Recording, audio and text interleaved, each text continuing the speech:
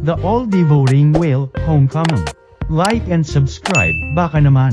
Rekta na nga si Liu Fengmang sa pinakamalapit na inn, at dito naghanap ng isang speed-type pet sa innkeeper.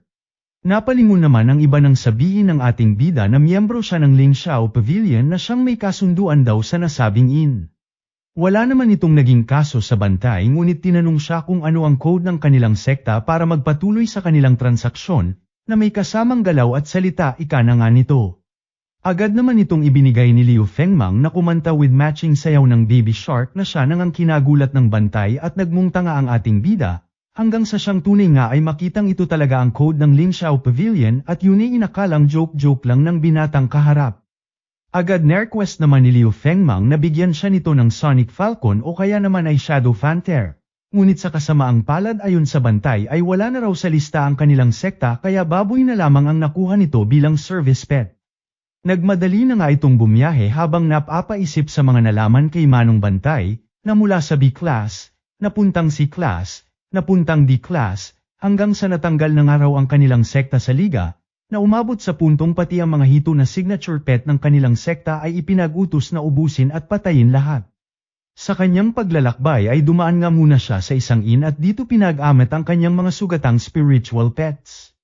Agad naman itong inas-ikaso ni Ate Cute habang rekta naman ang ating bida na nagbaka sakaling bumili ng defense skill na bubbles kay Manong Bantay na sinabing nag-iisa na lamang ang nasabing scroll. Kukunin na nga sana ito ni Liu Fengmang ngunit biglang sumingit ang lalaking ito at sinabing sa kanya ito at babayaran niya ng triple pa. Di naman sumang-ayon ng Bantay at nauna na nga raw ang ating bida, na kinabuhisit na nga ng lalaki at talagang tinanggihan daw ang triple niyang offer sa scroll.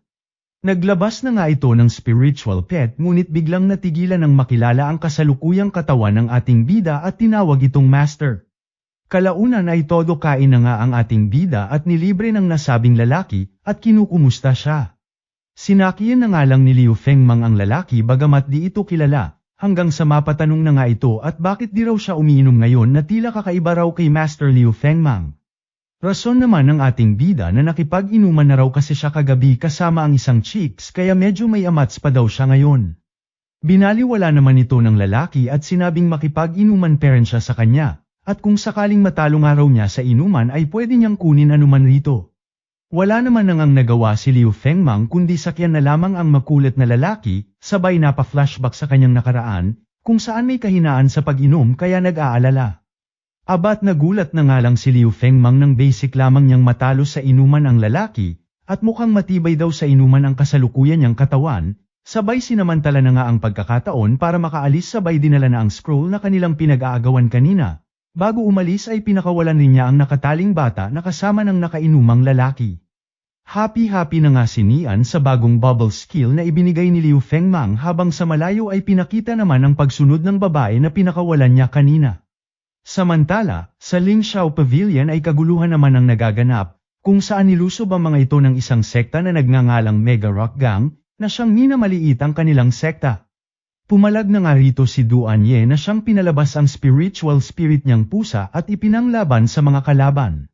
Sa taglay nitong liksi ay basic nga lang nitong pinatumba ang mga kalaban, na siyang lubos kinagulat nila kalbo.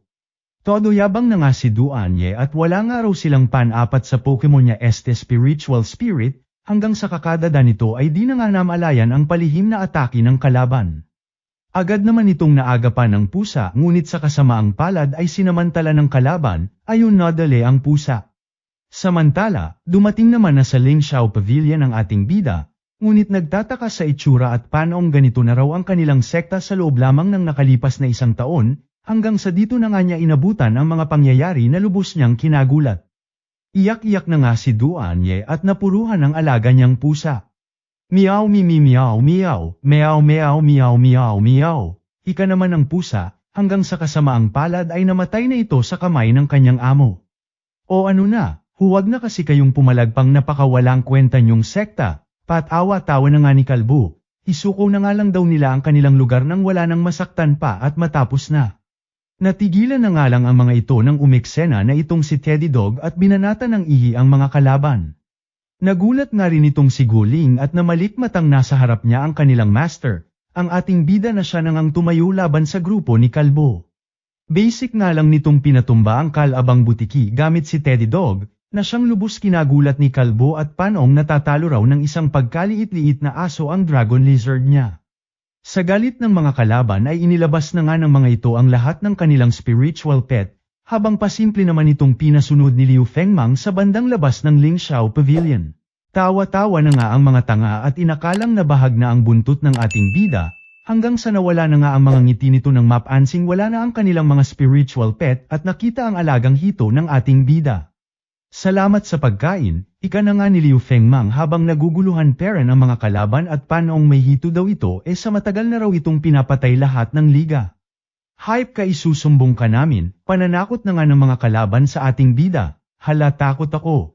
Ika naman ni Liu Fengmang sabay ribat na paano raw sila makakasumbong kung lahat sila nakain na ng kanyang alaga.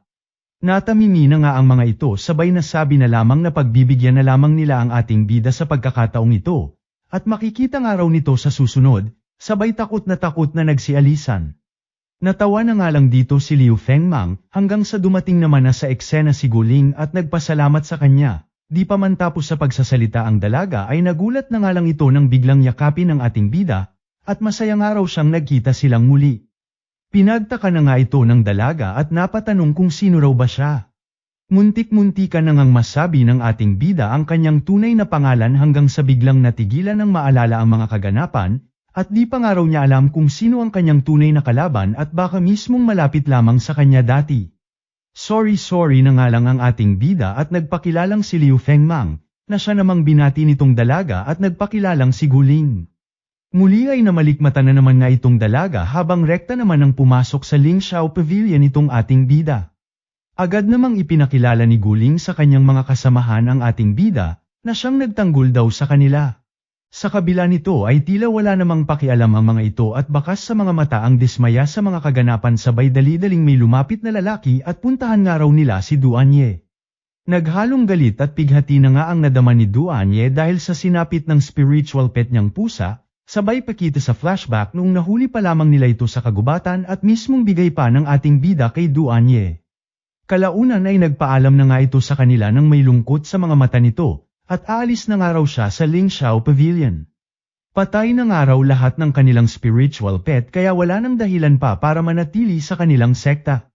Maging si Liu Fengmang ay nagulat sa mga narinig, dahil si Duanye ang pinakauna niyang nakasama para itaguyod ang Lingxiao Pavilion, noong panahong walang-wala pa ang sekta na ito, ngunit ngayon ay siya pang pinakaunang sumuko at aalis sa kanilang napag-iwanang sekta. Subok pa nga niya itong pinigilan at sinabing may pag-asa pa ang sektang ito, ngunit tinawanan lamang siya ni Duanye at sino raw ba siya para sabihing may pag-asa pa ito isa lang naman daw siyang estranghero. Sila nga raw ang pinakamalakas na sekta at wala siyang pan-apat ditong bida-bida siya. Natamimi na nga lang ang ating bida habang si Guling naman ang subok na pumihil sa binata, at sinabing kailangan daw nilang ipagpatuloy ang nasimulan ng kanilang master, at protektahan ang Lingxiao Pavilion. Buwisit isa ka pa, patay na nga si Master Bobo ka ba, ba't ba pinipilit mo pa sa alam naman nating si Master lang naman ang tanging bumuhay ng sektang ito, at ngayong wala na siya, wala na rin kwenta ang sektang ito, ika na nga ni Duanye. Sorry pero aalis na ko sa lugar na ito, dagdag pa nga nito habang todo iyak na lamang nagawa ni Guling. Maging ang iba nilang kasamahan ay isa-isa na nga ring umalis sa kanilang sekta, sabay ang unti-unting pagbagsak ng ulan na tila ba nakisabay din sa lungkot na nadama ng lahat.